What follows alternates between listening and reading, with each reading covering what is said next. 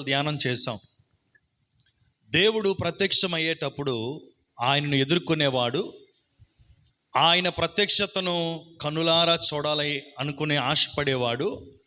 ఆయన రాజ్యంలో ప్రవేశించేవాడు ఎలా ఉండాలి అంటే, మొదటిదిగా పరిశుద్ధమైనటువంటి వానిగా ఉండాలని, రెండవది ప్రత్యేకింపబడినటువంటి వానిగా ఉండాలని దేవుని యొక్క వాక్యము నుండి మనం ధ్యానం చేస్తూ ఉన్నాం. ఈ లోకంలో ఉన్నటువంటి మనము ఒకానొకప్పుడు లోక ఆశలను అనుభవించినటువంటి వారమే, లోక మర్యాద చొప్పున నడుచుకున్నటువంటి వారమే.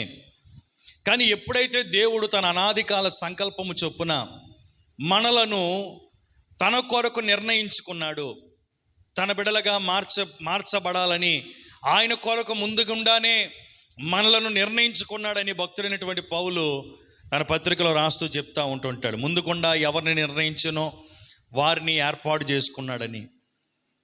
కనుక మనలను లోకంలో ఉన్నటువంటి ప్రజలందరిలో నుండి ఏర్పాటు చేసుకున్నాడు. జగత్ పునాది వేయబడక మునిపే మనం ఆయన పిల్లలుగా ఉండుటకు ఆయన మనలను ప్రత్యేకపరుచుకున్నాడు. ముందుగుండానే ఆయన నిర్ణయం తీసుకున్నాడు. ఐగుప్తులో ఉన్నటువంటి ప్రజలు కూడా లోకములో ఉన్నటువంటి, ఐగుప్తి అంటే లోకమని మనం చెప్పుకొని ఉన్నాం, లోకములో లేదంటే ఐగుప్తులో ఉన్నటువంటి ప్రజలు దేవుని పిల్లలు. యాకోబు అనబడినటువంటి ఇశ్రాయేలు, మార్చబడినటువంటి ఇశ్రాయేలు, దీవెనల చేత నింపబడినటువంటి వారు, ఆశీర్వాదానికి వారసులైనటువంటి వారు, దేవునికి ప్రతిష్ఠిత జనముగా పిలువబడుతున్నటువంటి దేవుని పిల్లలు ఐగుప్తులో నుండి వేరు చేయబడినప్పుడు దేవుడు వారికి కొన్ని ఆజ్ఞలను, కట్టడలను, విధులను అనుగ్రహించాడు. వాటి చెప్పున మీరు అనుసరించి నడవాలని చెప్పాడు. మీ పితరులు చేసినట్టుగా మీరు హేయమైన కార్యాలు చేయొద్దు, అపవిత్రమైనటువంటి పనులు చేయొద్దు, వ్యర్థమైనటువంటి కార్యాలు చేసి వ్యర్థులైపోవద్దు, ముస్కరుల్లాగా ప్రవర్తించొద్దు అని దేవుని పిల్లలు ఒక ప్రత్యేకమైనటువంటి వారిగా ఉండాలని దేవుడు నిర్ణయించి వారి కొరకు కొన్ని ఆజ్ఞలను, కట్టడలను, విధులను తన భక్తుడైనటువంటి మోషేకి ఇచ్చి తన ప్రజలను ఒక క్రమమైనటువంటి మార్గములో నడిపించటానికి కొన్ని ఆజ్ఞలను ఇచ్చినట్టుగా మనం దేవుని యొక్క వాక్యములో మనం చూడగలం. ఈ ఆజ్ఞలు దేని కొరకు ఇచ్చాడు అంటే, ఆజ్ఞలను అనుసరించి నడవటం కొరకు. కట్టడలు తెలియకపోతే ఏదైనా ఒక పనిలోనైనా, లేదంటే ఇంకెక్కడికైనా వెళ్ళే మార్గంలోనైనా, ఒక వాహనాన్ని నడపాలన్నా, లేదంటే ఒక పని చేయాలి అన్నా, దానికి ముందుగుండా ఒక క్రమం అనేది ఉంటుంది. ఈ రీతిగా చేయాలి, దీని తర్వాత ఈ పని చేయాలి, దీని తర్వాత ఈ పని చేయాలి. వాహనాన్ని రోడ్డు మీద నడిపే విషయంలో కూడా ఎలా నడపాలో ఏంటో ప్రతీది కూడా క్రమక్రమంగా ప్రతీది కూడా నేర్పిస్తాడు సీనియర్ అయినటువంటి వాడు. ఆ క్రమంలో కానీ నేర్చుకొని నడిపించకపోతే యాక్సిడెంట్లు అయిపోతాయి, మరణమైపోతాడు, లేదంటే తన ప్రాణం మీదకి తెచ్చుకుంటాడు. పొలంలో పనిచేసేటువంటి వ్యక్తి కూడా ఆ పొలంలో ఆ పనిముట్లను ఎలా ఉపయోగించాలో తెలియకపోతే తన కాళ్ళని కానీ, తన చేతులను కానీ, లేదంటే తనకు తానుగా హాని చేసుకోవడానికి, ఆ పనిముట్ల ద్వారా హాని చేసుకోవడానికి ఎంతైనా ఆవశ్యకత ఉంటుంది. ఆ పనిముట్టుని ఎలా వాడాలో తెలిస్తే ఏ గాయాలకు తగలవు. పార ఎలా వాడాలో తెలియదు అనుకోండి, కాలు తవ్వేసుకుంటాడు. ఆ కొడవలు పెట్టి ఎలా కొయ్యాలో తెలియదు అనుకోండి, చేతులు కోసేసుకుంటాడు. దానికి కూడా నేర్చుకోవాలి, దానికి కూడా పనితనం ఉండాలి. అలా నేర్చుకొని ఆ పనిలోనికి వెళ్ళేవాడు నైపుణ్యత కలిగిన వాడిగా ఉంటాడు. అది ఎటువంటి పరిస్థితులు అయినప్పటికీ. చూడండి, కొన్నిసార్లు మనం వంటలు చేసేటప్పుడు చూస్తాం, కొద్దిమంది సీనియర్స్ ఏం చేస్తుంటారు, ఇలా మాట్లాడుతూనే ఇలా ఉల్లిపాయలు ఇలా మాట్లాడుతూ చూస్తూనే ఉల్లిపాయలు కోస్తూ ఉంటుంటారు. అలాగా మనం కూడా కోసేద్దాం అనుకుంటే ఆ పనితనం రాకపోతే మన చేతులు కోసేసుకుంటాం. అది నైపుణ్యత కావాలి దానిలో. దానిని నేర్చుకుంటాడే వ్యక్తి. నేర్చుకోకుండా వచ్చేస్తుందా? అందరికీ ఇప్పుడు కత్తిలు ఇచ్చి చాకులు ఇచ్చి కోయండి అని అంటే కోసిగలమా? కోయలేం. నేనైతే కోయలేను. ఒక్కొక్కటి మెల్లిగా ఇలాగ అంటాం తప్ప వాళ్ళు చూసేలాగలాగా అన్నట్టుగా కోయలేం మనం.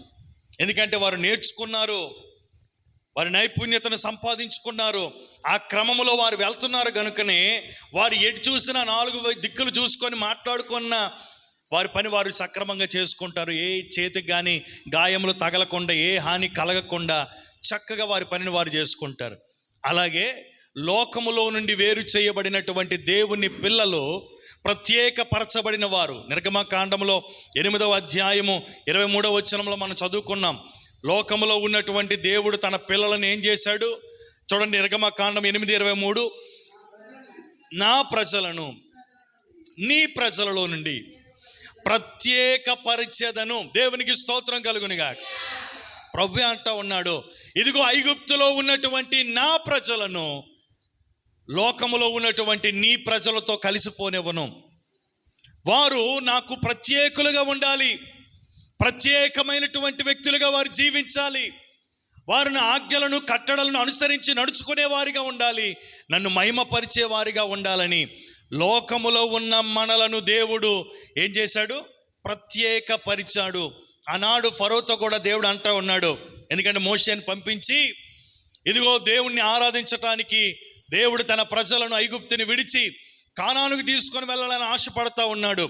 కనుక ఒక డెక్కైనను ఐగుప్తులో విడవబడకుండా వాటన్నిటిని విడిచిపెట్టు అని అనేటప్పుడు ఫరో మొండికేస్తాడు, మాట వినడు, అనేక రకాలుగా శోధిస్తూ ఉంటుంటాడు.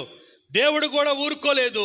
10 అద్భుతాలు జరిగించి దేవుని తను తాను కనపరుచుకొని తను ఎంత ప్రభావం కలిగిన వాడో, ఎంత మహిమ కలిగిన వాడో తన్ను తాను ఆ క్రియల ద్వారా తన్ను తాను కనపరుచుకున్నాడు. వెంటనే భయపడి ఫరో అంటాడు, ఇక ఒక డెక్కైన విడవబడకుండా నీవు నీ కలిగినవన్నిటిని కూడా తీసుకొని వెళ్ళిపోయి అరణ్యములు మీ దేవుని మీరు ఆరాధించుకోండి అని చెప్పి పంపించి వేసినప్పుడు అక్కడ ప్రభు అంటున్నటువంటి మాట ఏంటంటే, మోషే ఫరోతో అంటా ఉన్నాడు, ఓ ఫరో, నీ ప్రజలలో నుండి నా ప్రజలను ప్రత్యేకపరిచెదను. హల్లెలూయా. ఈనాడు క్రైస్తవులు లేదంటే యేసు రక్తము చేత కడగబడిన వారు లోకములో ఉన్నప్పటికీ వారు దేవునికి ఏమై ఉన్నారంటే ప్రత్యేకమైన వారిగా ఉన్నారు. చప్పలు కొడుతూ దేవుని స్తోత్రం చెప్దామా? హల్లెలూయా. మనము లోకము ఐగుప్తు అనబడినటువంటి లోకములోనే ఉన్నాం. కానీ మనము ఎవరమంటే యేసు రక్తము చేత కడగబడినటువంటి వారిమి. యేసు రక్తము చేత కడగబడిన వారు ఎవరంటే ఈ లోకములో ఉన్న వారితో సమానులైనటువంటి వారు కాదు, లోకములో ఉన్న వారి కంటే అధికులైనటువంటి వారు, ప్రత్యేకమైనటువంటి వారు. ఈరోజు నీ స్థితి నా స్థితి, నీ విలువ నా విలువ ఏంటో తెలుసా? ప్రత్యేకమైనటువంటిది. ఎందుకంటే మనము ఏ రక్తము చేత కొనబడ్డాం? అమూల్యమైన యేసు రక్తము చేత. పేతురు భక్తుడు అంటాడు కదా, మీరు వెండి బంగారముల చేత విమోచింపబడలేదు కానీ అమూల్యమైనటువంటి గొర్రె పిల్ల రక్తము, అదే మన ప్రభువైన యేసుక్రీస్తు వారి రక్తము. ఆ రక్తము చేత మనము విలువ పెట్టి కొనబడిన వారమి. ఆ విలువైనటువంటి అమూల్యమైన పరిశుద్ధమైన రక్తము చేత విమోచింపబడినటువంటి వారిమి గనుక, దేవునికి సొత్తైన ప్రజలుగా ఉన్నాము గనుక మనము ప్రత్యేకమైన వారిగానే ఉండాలి. దేవునికి స్తోత్రం. అందుకని అపోస్తులు కూడా ప్రకటించింది అదే, మనం చదువుకున్నాం. మీరు ఈ మూర్ఖులకి తరానికి వేరే ఉండండి అన్నాడు. బాప్తిస్మం ఇచ్చి యోహాను కూడా ఏమన్నాడు? ఆయన కూడా అదే మాట చెప్పాడు. సర్పసంతానం మూర్ఖులకి తరానికి మీరు వేరే రక్షణ పొందండి. ప్రభు కూడా మన దగ్గర నుంచి ఆశిస్తున్నటువంటి కోరిక ఏంటంటే మనం ఈ లోకంలో ప్రత్యేకమైన వారిగా జీవించాలి. 33వ అధ్యాయము 16వ వచనం నిర్గమకాండంలో కూడా మనం చదివితే, దేవుడు తన సన్నిధిని మధ్యలోనికి వెళ్ళిన తర్వాత నేను ఇక మీతో కూడా రాను. ఎందుకు రానన్నాడు? మీరు లోబడని వాళ్ళని ప్రజలు గనుక. దేవుడు ఏమన్నాడు? 33వ అధ్యాయంలో చదివితే, నా సన్నిధి మీతో కూడా రానివ్వను అన్నాడు. ఇంతవరకు ఎన్ని అపజయాలు కలిగినా, ఎన్ని ప్రతికూల పరిస్థితులు ఏర్పడినా, శత్రువులే వారిని ముట్టడించినా, ఎర్ర సముద్రమే ఎదురుగా వచ్చిన అనేకమైనటువంటి పోరాటాలు గుండా వారు నడిపించబడుతున్నప్పటికీ, క్షేమముగా అరణ్యములో తినడానికి తిండి లేనప్పుడు, త్రాగటానికి నీరు లేనప్పుడు ఎవరు చేయలేనటువంటి అద్భుతాలు దేవుడు తన మహిమ ద్వారా, తన బల ప్రభావము ద్వారా దేవుడు చేశాడు కదా. చేసి ఆయనకి తన ప్రజలకు ముందుగా, ఎవరు తన ప్రజలు? ప్రత్యేకింపబడిన వారు. తన ప్రజలు ఎవరు? ప్రత్యేకింపబడిన వారికి దేవుడు తోడుగా ఉంటాడు. Praise the lord. ప్రత్యేకింపబడిన వారికి దేవుడు తోడుగా ఉంటాడు. అంతవరకు తోడుగా ఉండి నడిపించిన దేవుడు మార్గ మధ్యలోనికి వచ్చిన తర్వాత వారి లోబడలేని తనాన్ని బట్టి, వారి అవిధేయతను బట్టి, వారి మూర్ఖతను బట్టి, వారి కఠినమైన హృదయమును బట్టి దేవుడు ఏం చేశాడంటే, ఇక నేను మీతో కూడా రాను అని చెప్పాడు. యేసే లేకపోయినా నాకు పర్వాలేదు, నేను ప్రయాణం చేయగలను అన్న వారందరూ దేవునికి స్తోత్రం చెప్పండి. హల్లెలూయా. సైతన పాయేస్తున్నాములో జాగ్రత్త వినాలా. అది అశ్రద్ధ, నిర్లక్ష్యం. జాగ్రత్త వినాలా. మీకు అర్థమైందా? దేనికైనా హల్లెలూయా అని అనకూడదు, జాగ్రత్త వినాలి. అందుకని యేసయ్య లేకుండా ఒక్క అడుగుని నేను ముందుకు వేయగలను. యేసయ్య లేకపోయినా పర్వాలేదు, నా కష్టంతో నేను బ్రతకగలను. యేసయ్య నాతో లేకపోయినా పర్వాలేదు, నేను ఎలాగైనా జీవించగలను అని అనుకుంటే అది నీ మూర్ఖత. అది నీ మూర్ఖత. ఆయన లేకుండా ఒక క్షణమైనా బ్రతకలేనయ్యా అని భక్తుడు చెప్తా ఉన్నాడు. ఆయన చెప్పడం కాదు, నువ్వు కూడా అలాగే చెప్పగలగల.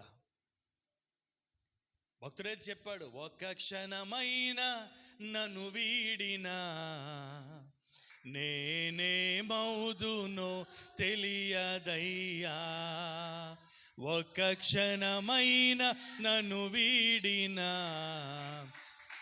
నేనేమవుదునో తెలియదయ్యా. ప్రభు నీ తోడు నీ నీడలో నేనిలా బ్రతుకుచున్నానయ్యా. ప్రభు నీ తోడు నీ నీడలో నేనిలా బ్రతుకుచున్నానయ్యా. ఒక్క క్షణమైన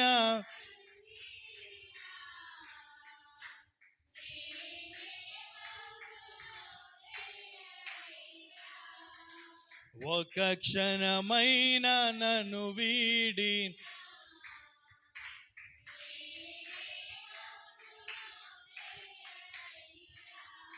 హల్లెలూయా. ఒక్క క్షణమైనా సరే ఆయన మనల్ని విడిచిపెడితే మన జీవితం ఏమైపోతుందో మనకే అర్థం కాదు. అసలు మనం ఉంటామో లేదో కూడా మనకు తెలీదు. అంతవరకు ఎన్ని అపాయాలు కలిగినా, ఎంత ప్రతికూల పరిస్థితులు ఏర్పడినా, ఇశ్రాయేలీయుల యొక్క నడక లేదంటే ఇశ్రాయేలీయుల యొక్క ప్రయాణం ఎలా సాగిందంటే రాజభోగంగా సాగుతూ ఉంది. ఆకాశంలో నుండి పరలోక మన్నాను తింటూ ఉన్నారు వాళ్ళు. బండలో నుండి స్వచ్ఛమైనటువంటి నీటిని తాగుతూ ఉన్నారు. ఒకరు కాదు, ఇద్దరు కాదు, ఒక కుటుంబం కాదు, కొన్ని లక్షల మంది ప్రజలు, సుమారు 20 లక్షల మంది పైగా ప్రజలు ఏం చేస్తున్నారు? 20 లక్షల మంది ఉంటాం మన విజయనగరంలో. 20 లక్షల మంది లేవు. వైజాగ్ ఒకవేళ రీచ్ అవ్వచ్చు, అది కూడా కొంచెం కష్టమే. అంటే అన్ని లక్షల మంది ప్రజలు అరణ్య యాత్రను చేయుచున్నప్పుడు వారు ఒకే బండలోని వారు ఏం చేశారంట? ఆడ బండలో తాగుతున్నాడు, నేను ఆ బండలో తాగను, నాకు ఇంకో బండ కావాలి ప్రభు అని అన్నారు ఎవరైనా? అలాగంటే దాహంతో పడి సావడమే. ఆడ మన్నా తింటున్నారు ఉంటారు కదా, మనమైతే ఏం చేస్తాం? వాళ్ళు మన్నా తింటాం, నాకు వద్దు మన్నా వద్దు, నాకు ఇంకో దగ్గర నుంచి ఏమైనా కావాలంటే కడుపు మాడిపోద్ది. ఎందుకంటే దేవుడు ఏది ఇస్తే అదే తినాల, ఏది త్రాగమంటే. అందుకనే భక్తుడైన పౌలు ఏమన్నాడు? మనం అందరము కూడా ఒకే బండలోని నీరు త్రాగితమి, మనమందరం ఒక శరీరముగా ఉన్నాము అంటాడు. అలా త్రాగే మనసు లేదంటే, అలా తినే మనస్సు లేదంటే నీవు మరొక ప్రత్యేకమైన వ్యక్తివి. నువ్వు అదొక రకమైన ప్రత్యేకత. దేవుని పిల్లలు వాక్యమే చెప్తా ఉంది, వారు ఎలా ఉంటారంట? ఒకే బండలోని మనము త్రాగితిమి కదా అంటాడు కొరింథీయులకు రాసిన పత్రిక.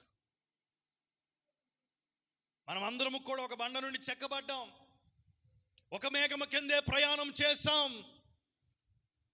ఆకాశము నుండి పడినటువంటి పూరేలునే మనం తిన్నాం ఆహారంగా. అంతకుమించి నీకు ప్రత్యేకంగా కావాలనుకుంటే నీకు నువ్వు అపాయం చేసుకున్నట్టే, నీకు నువ్వు కీడు తెచ్చుకున్నట్టే. అది దైవికమైన క్రమం, అది దైవికమైన క్రమం. ఎప్పుడైతే నువ్వు సపరేట్గా ఉండమన్నాడని, లోకంలో నుండి సపరేట్గా ఉండమన్నాడు కానీ సంఘము నుండి సపరేట్గా కాదు. దేవుడు ఎక్కడ ఉండమని చెప్పాడు?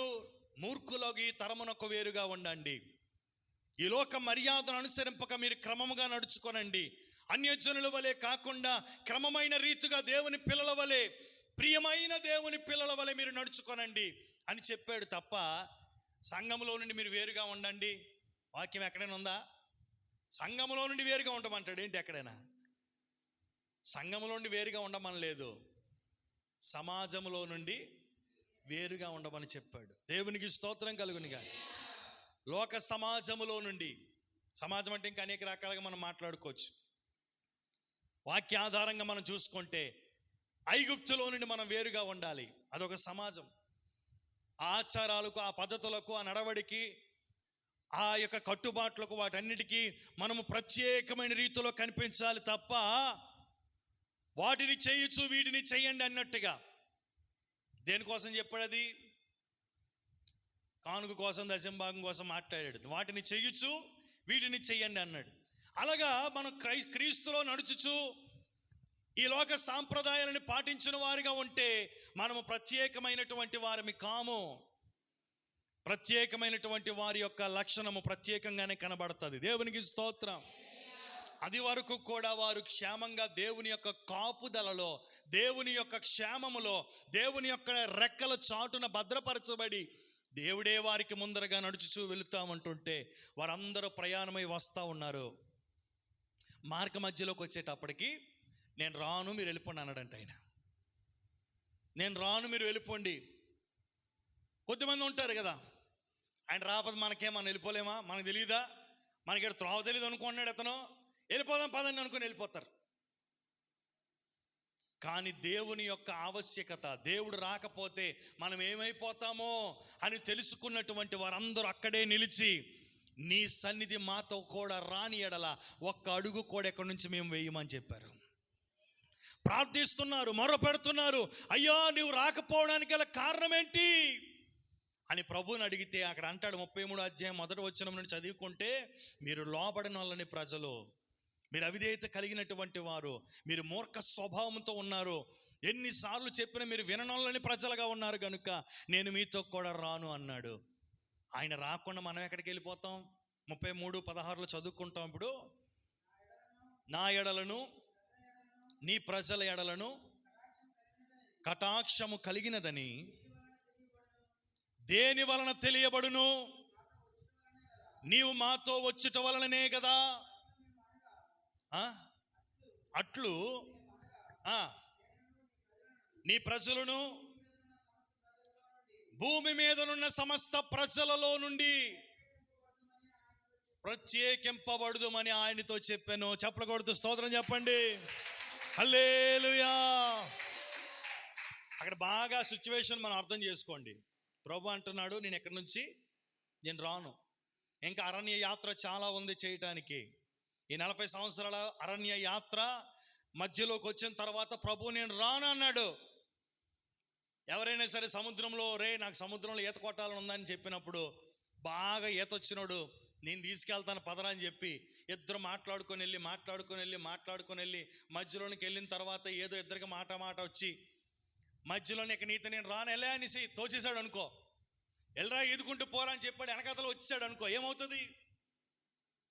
ఎలా ఉంటుంది పరిస్థితి ఒకసారి అర్థం చేసుకోండి.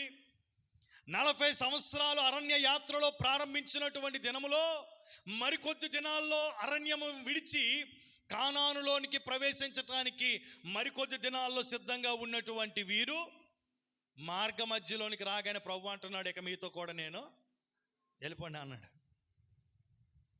అంటే ఏం చేశారు? నువ్వు రాకపోతే మానేవయ్యా మేము వెళ్ళిపోతాం అనుకున్నారా? లేదు, మొర్ర పెడుతున్నారంట. మోషే మొర్ర పెడుతున్నాడు, అయ్యా నీ సన్నిధి మాతో కూడా రాకపోతే మేము ఎక్కడికి వెళ్ళగలం? నీ సన్నిధి మాతో లేకపోతే మేము ఎలా బ్రతకగలం? నీ సన్నిధి మాతో కూడా రాకుండా ఉంటే మేము ఒక్క అడుగు కూడా ముందుకు వేయలేము కదా. కనుక నీవు మా తోడు రావాలయ్యా, నీవు మాతోనే ఉండాలి అని దేవునికి మొర్ర పెడతా ఉన్నాడు. దేవునికి స్తోత్రం కలుగును గాక. హల్లెలూయా. ఈనాడు కొన్నిసార్లు దేవుని సన్నిధి మనతో రాకుండానే దేవుడు తోడు మనకి లేకుండానే, ఆయన సంచారం మన మధ్య లేకుండానే కొన్నిసార్లు ఒంటరిగా ప్రయాణమై వెళ్ళిపోతూ ఉన్నావేమో. అందుకని అపజయాలు ఎదురవుతూ ఉన్నాయేమో, అందుకని నిందలు ఎదురవుతూ ఉన్నాయేమో, అవమానాలు ఎదురవుతూ ఉన్నాయేమో. దేవుడు నీ పక్షాన్ని ఉంటే, దేవుడు నీకు తోడుగా ఉంటే వాటన్నిటిని కూడా దూరపరిచేస్తాడు. ఆయన నీతో లేకపోతే, ఆయన నీకు తోడుగా లేకపోతే, నీ జీవితంలో ఏదున్నా ఏది లేకపోయినా, ఏదున్నా ఎంత గొప్పది నువ్వు సంపాదించుకున్నా ఆయన లేకపోతే అదంతా కూడా వ్యర్థమే. మధ్యలోనికి వచ్చేస్తారు, మనకి దారి తెలియదేంటి వెళ్ళిపోదాం అనుకుంటే వారి అవిధేయత, వారి బుద్ధిహీనత అయిపోతుంది. వెంటనే గ్రహించిన మోషే అంటాడు, అయ్యా నీవు మాతో కూడా రాకపోతే ఒక్క అడుగు కూడా ఇక్కడ నుంచి వెయ్యం. మేము నీ బిడలమని తెలుసుకున్నట్లుగా ఈ లోకములో నుండి, అక్కడ అంటాడో చక్కని మాట, నేనును నీ ప్రజలను, ఆ మాట చదవని చివరి మాట,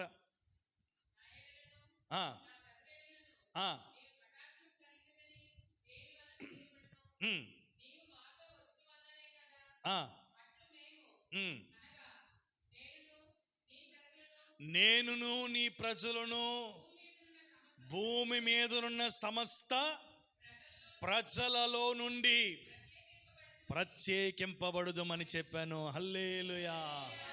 ఈరోజు ఆయన నీకు తోడుగా రావాలి అంటే నువ్వు ఒక సమర్పణ చేసుకోవాలి. ఏంటో సమర్పణ? ఆనాడు మోషే సమర్పించుకున్నాడు, ప్రజలతో సమర్పింపజేశాడు. ఏమన్నాడంటే, భూమి మీద ఉన్నటువంటి ప్రజల్లో నుండి నేనును ఈ ప్రజలను ప్రత్యేకింపబడుదమని చెప్పారు. దేవునికి స్తోత్రం. అప్పుడు ప్రభు అన్నాడు, నా సన్నిధి నీతో కూడా వస్తుంది అన్నాడు. హల్లెలూయా. ఎందుకు ఈ మాట చెప్పాడంటే, అప్పటికే ఇశ్రాయేలీయులు ప్రతిష్ఠింపబడిన వారు, దేవుని జ్యేష్ఠ సంతానముగా పిలువబడుతున్నటువంటి ప్రజలు ఏమైపోయారంటే లోకముతో కలిసిపోయారు, లోక పద్ధతులు అలవాటు చేసుకున్నారు, లోకముతో దోస్తీ కట్టారు. ఎప్పుడైతే లోక సాంప్రదాయము, ఆచారము, లోకములో ఉన్నటువంటి క్రియలన్నీ కూడా వీరు అనుభవించడం మొదలుపెట్టారో, అనుసరించి నడవటం మొదలుపెట్టారో, దేవుడు అన్నాడు, ఇవి నాకు ఇష్టం లేనటువంటివి కనుక నేను మీతో కూడా రాలేను, నేను మీతో రాను. ఎందుకు? దేవునికి ఇష్టం లేని కార్యాలు అక్కడ ఉన్నాయి కనుక, పరిశుద్ధత లేని చోట ఆయన ఉండడు కనుక, ఆయన పరిశుద్ధుడై ఉన్నాడు కనుక నేను రాను అని చెప్పేశాడు. వెంటనే వారు మూర్ఖులుగా ఉన్నప్పటికీ, అవిధేయులుగా ఉన్నప్పటికీ వారి పక్షమున మోషే దైవజనుడు లేచి ప్రార్థిస్తూ ఉన్నాడు, నేనును ఏదైతే నీ సన్నిధి రాకుండా అడ్డుగా ఉందో, మా ప్రవర్తనే కదా, మా స్థితే కదా, మేము లోకముతో దోస్తీ కట్టడమును బట్టే కదా, లోక ఆచారాలు, లోక వ్యవహారాలు బట్టి నడవటమును బట్టే కదా నీ కోపం తెప్పించాం. ఇక నుండి మేము ఆ క్రియలో అనుసరించి నడుచుకోమయ్యా, ఆ పద్ధతులు అనుసరించి నడుచుకోం ప్రభువా, నీవు మాతో ఉండాలి, మాతో రావాలి. ఇక నుంచి మేము లోకానికి మేము ప్రత్యేకింపబడతామని వారు ప్రతిష్ఠించుకున్నారు. హల్లెలూయా. అలా ఈ రోజును ప్రతిష్ఠించుకోగలిగితే మహాగణుడు, మహోన్నతుడైనటువంటి మన దేవుడు సదాకాలము నీకు తోడుగా ఉండి నడిపిస్తాడు. ఆయన నీకు తోడుగా రాకపోతే నీకు క్షేమం కలగదు. ఆయన నీకు తోడుగా రాకపోతే అసలు ఏది ఉండదు. ఇంకా ఆయన ఉంటేనే నీవు ఉన్నావు. ఒక మాటలో చెప్పాలంటే దేవునికి స్తోత్రం కలుగును గాక. హల్లెలూయా. కనుక ఈరోజు నాకు నా ప్రభు కావాలి, ఆయన తోడు నాకు కావాలి, ఆయన నాతోనే ఉండాలి, నన్ను ఎల్లప్పుడూ ఆయన నడిపించాలి అన్న వారందరూ ఒకసారి స్తోత్రం చెప్దామా? అలా ఉండాలి అంటే ఈ రోజున ఒక ప్రతిష్టత చేసుకోవాలి. ఏంటి ఆ ప్రతిష్టత అంటే, నేనును నా కుటుంబమును ఈ లోకములో ఉన్నటువంటి ప్రజలందరి నుండి ప్రత్యేకింపబడతామయ్యా, నీ కొరకు ప్రత్యేకులుగా జీవిస్తామయ్యా, మమ్మల్ని చూసినప్పుడు వీరు ప్రత్యేకమైన వారని గుర్తింపు పొందినట్టుగా మేము నడుచుకుంటామయ్యా అని నువ్వు ప్రతిష్ఠించుకుంటేనే ఆయన నీతో ఉంటాడు. హల్లెలూయా. చాలామంది చాలా రకాలుగా చెప్తూ ఉంటుంటారు, దేవుడు తోడుగా ఉంటాడు, ఆయన ప్రేమమయుడు. కరెక్టే, ప్రేమమయుడు కనుకనే తన పిల్లల యొక్క మొర్రను దేవుడు ఆలకించి ఐగుప్తులో పడుతున్నటువంటి శ్రమల్లో నుంచి, బాధల్లో నుంచి వారిని విడిపించుకొని తీసుకొని వచ్చాడు. ప్రేమమయుడు అని చెప్పి నువ్వు నచ్చినట్టుగా ప్రవర్తిస్తానంటే ఆయన నీతో ఉండటానికి ఇష్టపడడు. ఆయన నీతో ఎల్లప్పుడూ ఉండాలి అంటే, నీ చెయ్యి విడవక ఆయన నిన్ను పట్టుకొని నడిపించాలి అంటే, మనం పాట పాడుతాం కదా, చేయి విడువడు చేయి విడువడు చేయి విడువాడు యేసు నా చేయి. హల్లెలూయా. ఎవ్వరి లోకంలో నీ చెయ్యి విడిచిపెట్టినా ఆయన నీ చెయ్యి విడిచిపెట్టకుండా కడ వరకు నడిపించాలి అంటే ఆయన నీతో ఉండాలి. ఆయన నీతో ఉండాలి అంటే ఆయనకి ఆయాసకరమైనటువంటి మార్గము ఏది నీలో ఉండకుండా చూసుకోవాలి. అనుసరించి నడవద్దు అని చెప్పినటువంటి మాటలను జ్ఞాపకం చేసుకొని విడిచిపెట్టాల్సినటువంటి వాటిని విడిచిపెట్టి అనుసరించవలసినటువంటి వాటిని అనుసరించగలిగితే సదాకాలము నీ దేవుడు నీతోనే ఉంటాడు. స్తోత్రం కలుగునుగాక. రాజుల మొదటి గ్రంథం 18వ అధ్యాయము 28వ వాక్యం నుండి కొన్ని మాటలు చూద్దాం. రాజుల మొదటి గ్రంథం 18వ అధ్యాయం 28వ వచనాన్ని చూద్దాం ఒకసారి. వారి మరిగట్టిగా కేకలు వేయచ్చు, రక్తము కారునట్టుగా తన మర్యాద చొప్పున కత్తులతోనూ. దేవునికి స్తోత్రం కలుగును గాక. ఇదొక లోక మర్యాద, ఇదొక లోక మర్యాద. ప్రత్యేకింపబడిన వాడు ఎలా ఉండాలి అంటే ఈ లోక మర్యాదను అనుసరించి నడవని వాణిగా ఉండాలి. వాక్యం చెప్తుంది చూడండి, రోమిలికి రాసిన పత్రిక అనుకుంటాను, ఒకసారి ఒక మాట చూద్దాం. మొదటిగా రోమిలికి రాసిన పత్రిక 12వ అధ్యాయాన్ని చూడండి ఒకసారి. మొదటి వాక్యం 2వ వాక్యం చదువుదామా. కాబట్టి సహోదరులారా, పరిశుద్ధమును దేవునికి అనుకూలమునైన సజీవ యాగముగా మీ శరీరములను ఆయనకు సమర్పించుకొనుడని దేవుని వాత్సల్యమును బట్టి మిమ్మల్ని బ్రతిమాలు కొనుచున్నాను. ఈ సేవే మీకు యుక్తమైనది. చూడండి, ఈ మాట జాగ్రత్తగా అండర్లైన్ చేసుకోండి. మీరు ఎవరిని గురించి అంటున్నాడు? లోకములో నుండి ప్రత్యేకింపబడి దేవుని ప్రజగా మారిన వారికి, యేసు రక్తము చేత కడగబడి ఈ లోకములో ఉన్నటువంటి ఆచారములను పద్ధతులను అనుసరించి నడవక ప్రత్యేకింపబడినటువంటి వారిని గురించి అంటూ ఉన్నాడు. మీరు ఎలా ఉండాలి? ఈ లోక మర్యాదను అనుసరింపక ఉత్తమమును అనుకూలమును సంపూర్ణమునై ఉన్న దేవుని చిత్తమేదో పరీక్షించి తెలుసుకున్నట్లు మీ మనస్సు మారి నూతన మగుట వలన రూపాంతరము పొందండి. హల్లెలూయా. ఈ మాటను అర్థం చేసుకోవాలి. లోకములో ఉన్నటువంటి మనలను దేవుడు తన రక్తము చేత కడిగి శుద్ధి చేసి లోకములో ఉన్నటువంటి ప్రజల వలె కాకుండా మనలను ప్రత్యేకులుగా ఉండుట కొరకు దేవుడు మనలను ప్రత్యేకించాడు, ఏర్పాటు చేసుకున్నాడు. ఇప్పుడు ఈ లోకములో మనం జీవించుచున్నప్పటికీ మనము దేవుని పిల్లలుగా యేసు రక్తము చేత కడగబడినటువంటి ప్రజలుగా ఉన్న మనం ఎలా ఉండాలి అంటే లోకానికి వేరుగా ఉండాలి. ఈ లోక పద్ధతులను, ఈ లోక మర్యాదను అనుసరించి నడిచేవారిగా కాకుండా ప్రత్యేకమైనటువంటి క్రియలు చేసేవారిగా మనం కనబడాలి. ప్రత్యేకత ఉండాలి. దేవుని పిల్లలంటే ప్రత్యేకమైన వారు. చెప్పండి, దేవుని పిల్లలు ఎవరు? ఎందుకు దేవుడే అన్నాడు, నీ ప్రజలలో నుండి నా ప్రజలను ప్రత్యేక పరిచదను అన్నాడు. మోషే ఏమన్నాడు, నీ సన్నిధి మాతో కూడా రావాలి అంటే ఈ లోకములో నుండి నేనును నా ప్రజలను ఈ లోకములో నుండి మేము ప్రత్యేకించుకుంటామయ్యని సమర్పించుకున్నారు. ఇప్పుడు దేవుని పిల్లలుగా మనం పిలువబడతా ఉన్నాం.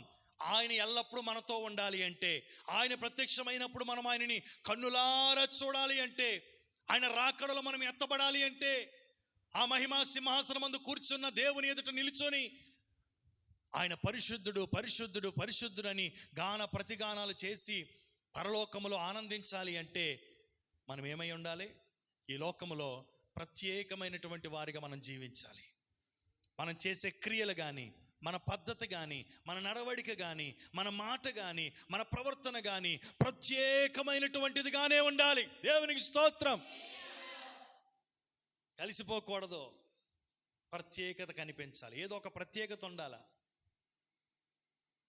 ఇక్కడ దేవుని యొక్క వాక్యం చూస్తే ఇక్కడ వాక్యం ఉంది, లోక మర్యాదను అనుసరింపక మీరు అన్నాడు. మీరు అంటే ఎవరు? అందరికీ కాదు. ఇక్కడ దేవుడు మాట్లాడుతుంది.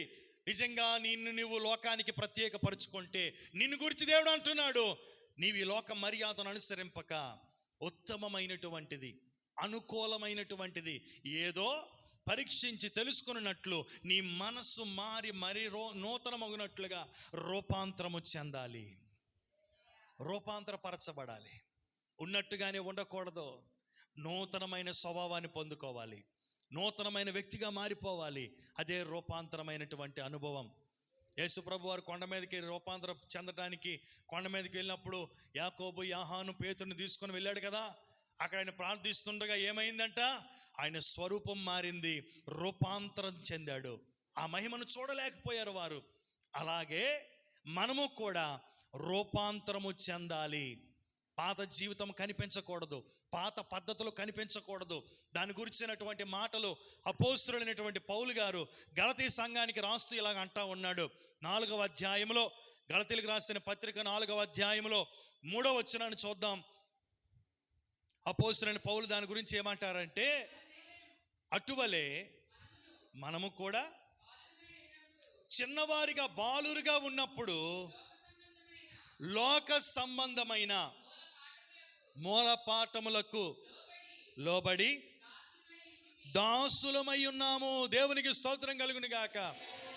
తెలియనటువంటి అజ్ఞానపు స్థితిలో ఉన్నప్పుడు బాలురుగా అంటే ఏంటి? బాలురు ఏం చేస్తారు? తెలిసి తెలియని వయసు. వారు ఏం చేస్తారో వారికి తెలియదు. 1000 రూపాయలు 2000 రూపాయలు నోటు ఇచ్చినా చింపి అవతల పడేస్తాడు. అందుకనే బాలురుగా ఉన్నప్పుడు అన్నాడు. అంటే బాలురు యొక్క మనస్తత్వం ఎలాంటిదంటే, అది ఎంత విలువైనదో, ఎంత ఖరీదైనటువంటిదో అది వారికి తెలియదు కనుక 2000 రూపాయల నోటు ఇచ్చినా చింపేస్తాడు, బంగారం ఇచ్చినా నేలకేసి కొట్టేస్తాడు, వజ్రాలు చేతిలో పెట్టినా తీసుకెళ్ళి బురదలో పడేస్తాడు. ఎందుకంటే దాని విలువేంటో తెలియదు. అది చిన్న మైండ్. చిన్న పిల్లలు, బాలురు ఎలా ఉంటారంటే వారికి తెలిసి తెలియనటువంటి పరిస్థితి. అందుకని దేవుడు అంటూ ఉన్నాడు, మీరు అజ్ఞానపు దశలో ఉన్నప్పుడు, మీరు చిన్న పిల్లల స్థితిలో ఉన్నప్పుడు, బాలురుగా ఉన్నప్పుడు, తెలిసి తెలియనటువంటి స్థితిలో ఉండేటప్పుడు మీరు ఈ మూల పాఠములను అన్నాడు, లోక సంబంధమైన మూల పాఠములను అనుసరించి నడుచుకొనటానికి మీరు దాసులై ఉన్నారు. దేవునికి స్తోత్రం కలుగును గాక. అర్థమవుతుందా? వాక్యం అర్థమవుతుందా? అర్థం కాని వారందరూ వస్తే స్తోత్రం చెప్పండి. అర్థమైతే ఏం అర్థమైందో చెప్పండి. మీరు దేనికి స్పందించకపోతే మైకిస్తాను ఇప్పుడు. అర్థమైతే ఏం అర్థమైందో చెప్పండి. ఏమర్థమైంది? చిన్నపిల్లలుగా అంటే అటువంటి తెలిసి తెలియనటువంటి తనములో ఉండేటప్పుడు లోక సంబంధమైనటువంటి మూలపాఠములు అంటే లోక పద్ధతులు, లోక మర్యాదలు, లోక ఆచారాలు, ఇవన్నీ కూడా మూలపాఠాలంటే. కొన్నిసార్లు అంటూ ఉంటుంటారు కదా, అనేకుల దగ్గర వింటూ ఉంటాం. ఏం వింటాం? అయ్యా మీరు ఎందుకు ఇలా చేస్తున్నారంటే మా పితరులు ఇలా నేర్పించారు, మేము చేస్తున్నామండి. ఎందుకు మూలపెట్టావు? మూలపాఠం. పితరులు చేశారు, ఆడికి ఏం తెలియదు పాపం, ఎందుకు చేస్తున్నాడో తెలియదు. అలాగ మా వంశపార పర్యాయంగా వస్తూ ఉంది. వారు చేశారు, మా తాత చేశాడు, మా తండ్రి చేశాడు, నేను చేస్తున్నాను. ఈరోజు యేసు ప్రభుని నమ్ముకొని పరిశుద్ధంగా జీవించడం కానీ, దేవుడు అనుసరించినటువంటి ఆజ్ఞాపించినటువంటి ఆజ్ఞలను అనుసరించి నడవటానికి మేము అజ్ఞాన దశలో లేము. మా కండ్లను దేవుడు తెరిచాడు. మా పితరులు చేసినట్టుగానో, మా పూర్వీకులు చేసినట్టుగానో, మా తండ్రి చేసినట్టుగానో నేను చేయటం లేదు. నిజ దేవుడు ఎవరో నేను రుచి చూచి తెలుసుకొని నా ప్రభువుని నేను వెంబడిస్తూ ఉన్నాను. హల్లెలూయా. తెలిసి తెలియక చేసిన భక్తి కాదు క్రైస్తవ్యం అంటే. యెహోవా ఉత్తముడని రుచి చూచి తెలుసుకొనండి అంటా ఉంది. యేసయ్య ఎవరో తెలుసుకోవాలనుకుంటున్నావా? ప్రార్థన చేయి, దేవుడిని అడుగు. అసలు నువ్వు దేవుడివేనా? నువ్వు నిజ రక్షకుడివేనా? మోక్షానికి మార్గము నీవేనా అని అడిగితే నాతో మాట్లాడిన దేవుడు నీతో కూడా మాట్లాడతాడు. మనలను దర్శించిన దేవుడు మీతో కూడా మాట్లాడి దర్శిస్తాడు ఆయన. ఎందుకంటే యేసు సజీవుడు గనుక. ఆయన మరణమయ్యాడు, సమాధి చేయబడ్డాడు, కానీ సమాధిని గెలిచి తిరిగి లేచిన సర్వయుగములో సజీవుడు మన దేవుడు. హల్లెలూయా. ప్రభునందు ప్రియులారా, దేవుని యొక్క వాక్యాన్ని మనం చూస్తే మూల పాఠములతో, ఏ మూల పాఠం అంట? లోక సంబంధమైన మూల పాఠములకు మనం ఒకానొకప్పుడు దాసులుగా ఉన్నాము. ఎప్పుడైతే యేసు రక్తము చేత కడగబడ్డామో అప్పుడు మనం ఏమైపోవాలి? దాని నుంచి మనం విడుదల పొందాలి. చూడండి, 8వ వచనం నుండి ఉంటుంది, అదే అధ్యాయం 4-8.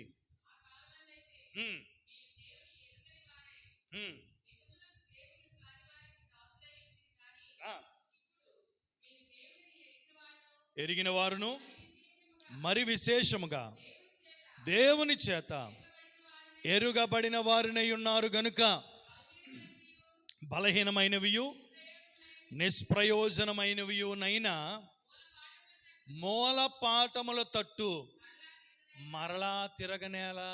దేవునికి స్తోత్రం కలుగును గాక. ఈ మాటలు మీరు అండర్లైన్ చేసుకొని చదువుకోండి, మీకు ఉపయోగపడతాయి. మీ జీవితానికి కావలసిన శ్రేష్టమైన మాటలు ఇవి. అక్కడ అంటున్నాడు, ఆ కాలమందు అయితే, ఏ కాలమందు?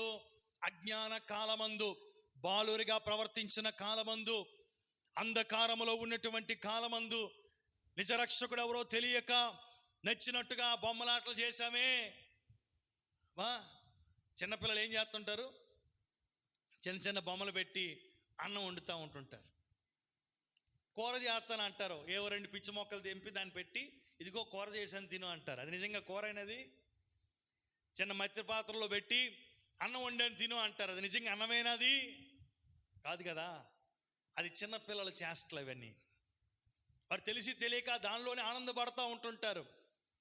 కానీ మనమైతే ఆ కాలమందు చేసినట్టుగా చేయకూడదు. అది అంటున్నాడు, అదే ఆ కాలమందు అయితే దేవుని ఎరగని వారిగా ఉన్నాము గనుక, ఆ కాలమంది అయితే దేవుణ్ణి ఎరగని వారిగా ఉన్నాము గనుక, రక్షకుడంటే ఎవరో తెలియని వారిగా ఉన్నాము గనుక, చీకటిలో ఉండి తడుముకునే వారిగా ఉన్నాము గనుక, నిజమైన వెలుగు ఎవరో తెలియనటువంటి వారిగా ఉన్నాము గనుక, అంధకారమయమైనటువంటి జీవితాన్ని జీవించిన వారిగా ఉన్నాము గనుక, తెలిసి తెలియక ఏదేదో బొమ్మలాట్లాడాం. చూస్తుంటాం కదా ఇప్పుడు ప్రస్తుత దినాల్లో కూడా బొమ్మలాటలు. ఏట ఆట నాకు అర్థం అవ్వలేదు. కనీసం తెలుగుండి చేస్తారంటే ఐఏఎస్ చదివినోడైనా, ఓ దేశాన్ని పరిపాలిస్తున్నటువంటి నాయకుడైనా, బొమ్మలాట కాదు, సజీవుడైన దేవుడు. దేవునికి స్తోత్రం కలుగును గాక.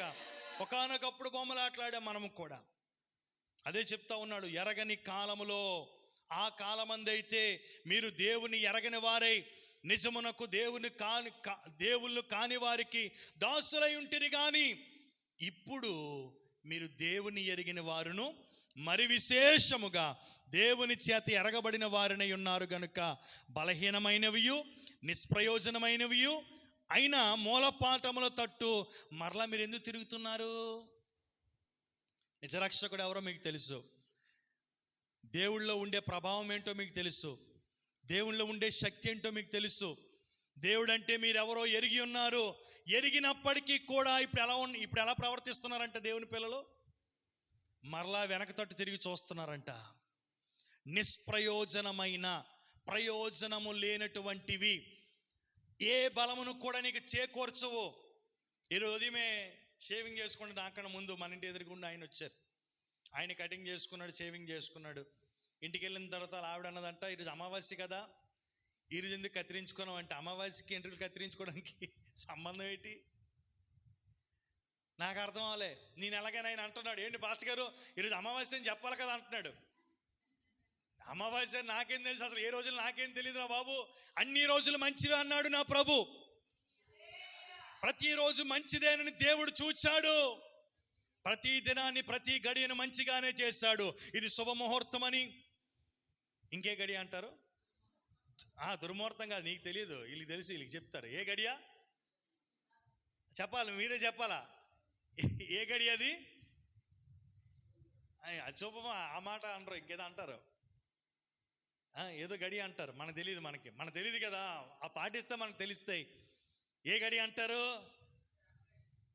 ఏదో గడియ. మొత్తం మీద ఏ గడియలోనైనా ఏదైనా చేయటానికి దేవుని పిల్లలు ఎప్పుడు సిద్ధంగా ఉంటారు. హల్లెలూయా చెప్పిన అందరూ అలాగే ఉండాలి ఎప్పుడూను. ఎందుకులే మనకెందుకు హల్లెలూయా అని చెప్పి కొంతమంది హల్లెలూయా చెప్పడం మానేశారు. అంటే నువ్వు ఇంకా మూల పాఠముల తట్టు తిరిగి చూడటానికి ఇష్టపడుతున్నావు. నువ్వు అనుకుంటున్నావు దేవుడు నీకు దూరం అయిపోతాడు, జాగ్రత్త. నువ్వు ఆయన్ని గౌరవించలేనప్పుడు నీకు ఆయనకి సంబంధం ఉండదు. నన్ను ఎవరు గణపరుస్తారో నేను వారిని గణపరిచెదను, నన్ను గణపరచు వారిని నేను గణపరుస్తానని క్లియర్గా వాక్యం చెప్పాడు దేవుడు. చూస్తాడు ఇశ్రాయేలుతో నేను రానని చెప్పినట్టుగా మధ్యలో వదిలేస్తాడు. ఆయన అవసరాలకు వాడుకోవద్దు. ఆయన మహాదేవుడు, ఆయన జాగ్రత్త. మనిషి కాదు ఆయన. నీకు ఎప్పుడైనా మాట ఇచ్చి మాట తప్పిపోయాడా? నీ కార్యాల్లోని ఎవరు చేయలేనటువంటి కార్యాలు చేయక మానాడా? మరి అటువంటి దేవునితో నీ ఆటలేంటి? ఆటలాడకూడదు. అదే అన్నాడు, పూర్వకాలమంది అయితే ఆ కాలమంది అయితే దేవుని ఎరగని వారిగా ఉన్నారు కనుక మీకు నచ్చినట్టుగా ఏదో చేశారు, ఇక అంతటితో అయిపోయింది. ఎప్పుడైతే యేసు రక్తం చేత కడగబడ్డావో నీవు ఈ లోకములో నుండి ప్రత్యేకింపబడ్డావు. ప్రత్యేకింపబడినటువంటి నీవు నీ క్రియలు ఎలా ఉండాలి అంటే ప్రత్యేకమైనటువంటివిగానే ఉండాలి. ఈ లోక మూల పాఠముల తట్టు మరలా ఎందుకు తిరుగుతున్నావు? ఆ మూల పాఠముల తట్టు తిరిగేవి అవన్నీ కూడా ఎలాంటివంటే బలహీనమైనవి, నిష్ప్రయోజనమైనవి. చెప్పండి, ఈ లోకములు ఉండే పద్ధతులు, ఆచారాలు, సాంప్రదాయాలు ఇవన్నీ కూడా ఎలాంటివంట? బలహీనమైనవి, నిష్ప్రయోజనమైనవి. ఇంకా కిందన అంటాడు, తిరగనేల మునపటి వలె మరలా వాటికి దాసులై ఉండ గోరనేల మీరు దినములను, మాసములను, ఉత్సవ కాలములను, సంవత్సరములను ఆచరించుచున్నారు. మీ విషయమై నేను పడిన కష్టము వ్యర్థమైపోవునేమోనని మిమ్మును గూర్చి భయపడుచున్నాను. హల్లెలూయా. భక్తుడైన పౌలు గలతీ సంఘానికి చెప్తూ ఆయన అంటున్నాడు, ఇంత క్రమంలో మీకు చెప్పి ఇంత క్రమంలో నడిపిస్తూ ఉన్నాను కదా, ఒకవేళ నేను పడినటువంటి ప్రయాస వ్యర్థమైపోతాదేమోనని నేను భయపడుతున్నాను. దేని కొరకంట? విడిచి వచ్చిన దానిని మరలా మీరు పాటిస్తారేమోనని, విడిచి వచ్చిన దానికి మరలా మీరు దాసులైపోతారేమోనని, వదులుకొనిక నాకు నీకు సంబంధం లేదని చెప్పి విడిచి వచ్చిన దానికి దాసులైపోయి దేవునికి దూరం అయిపోతారేమోనని నా భయం అంతా కూడా అంటూ ఉన్నాడు. నిష్ప్రయోజనమైన వాటిని మరలా మీరు ఎందుకు అనుసరిస్తున్నారు? అవి బలహీనమైనవి, అవి నిష్ప్రయోజనమైనటువంటివి. మునపటి వలె మీరు మరలా దానికి దాసులే ఉండొద్దు. మీరు దినములను, మాసములను, ఉత్సవములను, సంవత్సరములను ఆచరించుచున్నారు. గలతీ సంఘములో ఉన్నటువంటి వారు కొందరు, అందరూ కాదు, కొందరు ఇవి ఆచరిస్తున్నారంట. దానిని బట్టి అపోస్తలుడైన పౌలు ఎంతో భయపడుతున్నాడు. అయ్యో, నేను ఎంత క్రమంలో నడిపించినప్పటికీ వారు త్రోవ తప్పిపోయి దేవుడు రాకళ్ళు వారు ఎత్తబడలేని వారిగా ఉంటారేమో, దేవుని ప్రత్యక్షమైనప్పుడు వారు దేవుణ్ణి కనులారా చూడలేని స్థితిని కలిగి ఉంటారేమో. నేను ఎంతగా దేవుని స్వారూప్యములో వారిని మలచటానికి నేను ప్రయత్నం చేస్తే వారు దేవుని స్వారూప్యములోనికి రాకుండా వారు దేవునికి దూరం అయిపోతారేమో అన్నటువంటి భయము, ప్రసవవేదన అపోస్తలుడైనటువంటి పౌలు గారు సంఘము పట్ల కలిగి ఉన్నాడు. క్లియర్గా చెప్తా ఉన్నాడు కదా. ఈనాడు కూడా సంఘాల్లో దేవుని దగ్గరికి వెళ్తున్నారు కానీ, దేవుని ఆరాధిస్తున్నారు కానీ, సాంప్రదాయాలు, పద్ధతులు, లోక మర్యాదను అనుసరించి, ఇది లోక మర్యాద అండి, క్లియర్గా వాక్యం చెప్తుంది, లోక మర్యాదను అనుసరింపక. వాక్యం దాన్ని ఖండిస్తుంది. మంచిది చేయి, తప్పులేదు, అవసరం లేదు, నీకెందుకు? పూర్వం అజ్ఞాన కాల దశలో ఉన్నప్పుడు చేసిన క్రియలు చాలు. నువ్వు వెలిగింపబడ్డావు, చీకటిలో నుండి నువ్వు ప్రత్యేకించబడ్డావు, దేవుని ప్రజగా మార్చబడ్డావు. ఇక నువ్వు ప్రత్యేకంగానే జీవించాలి. దేవుని రాకడ కొరకు సిద్ధపడి అనేకులు సిద్ధపరచాలి తప్ప అనేకుల వలె నీవు మరలా లోకము తట్టు, మూల పాఠముల తట్టు, బలహీనమైన నిష్ప్రయోజనమైన మూల పాఠముల తట్టు తిరిగి నువ్వు వాటిని అనుసరించి నడుచుకుంటే అది నీకు కేవలము నిష్ప్రయోజనాన్ని మిగులుస్తుంది. చూడండి, మరో మాట ఉంటుంది. గలతీయులకు రాసిన పత్రిక 6వ అధ్యాయంలోనే 14 నుంచి 16 వచనాలు చదువుదాం. అయితే మన ప్రభువైన యేసుక్రీస్తు సిలువయందు తప్ప మరి దేని యందును అతిశయించను. దాని వలన నాకు లోకమునకు నేనును సిలువ వేయబడి ఉన్నాము.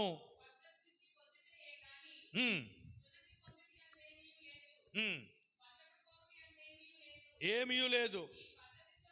ఈ పద్ధతి చొప్పున నడుచుకొనిన వారందరికీ, అనగా దేవుని ఇశ్రాయేలునకు సమాధానమును కృపయు కలుగునుగాక. Praise the lord.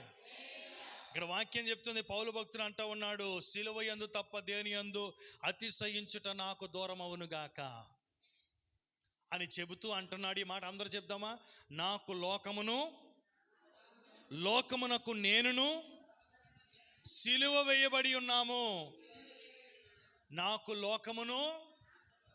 లోకమునకు నేనును సిలువ వేయబడి ఉన్నాము అంటే అర్థం ఏంటి? లోకానికి నేను ఏం చేయబడ్డాం? వేరు చేయబడ్డాం. ఈరోజు మనం సిలువ వేసుకోవాలా. దేనికి? లోకానికి. ఆనాడు మోషే చెప్పాడు కదా, లోకములో నుండి మేము ఏం చేయబడతాం? ప్రత్యేకించబడతామని సమర్పించుకున్నారు. వారందరూ కూడా ప్రత్యేకపరుచుకున్నారు. దేవుని సన్నిధి వారితో పాటు వెళ్ళింది.